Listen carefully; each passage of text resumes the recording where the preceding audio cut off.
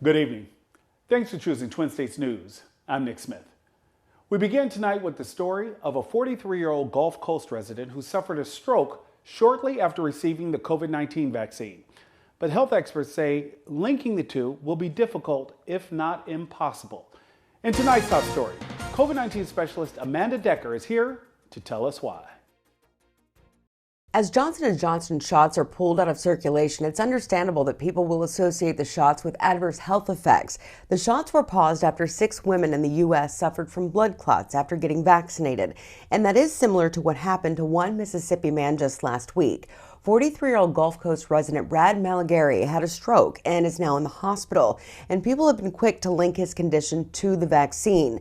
But State Health Department spokesperson Liz Charlotte says strokes are not associated with the Johnson shots, and what happened to those women may be slightly different than what's happening here.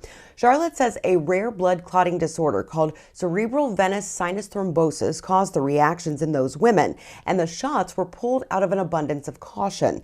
A federal advisory panel is still gathering more information about these cases before those shots go back into circulation. But as for what happened in Mississippi, health officials say strokes are actually associated with COVID-19 infections and not the COVID-19 vaccines. About 795,000 Americans suffer a stroke every year, but health officials say they have not linked any cases to these shots and are more likely coincidental than cause and effect.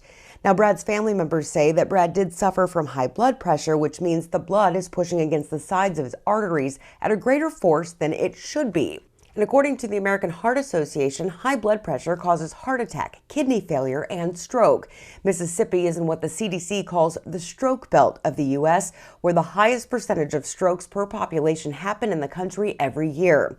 Now, the state sees about 98.8 strokes for every 100,000 residents.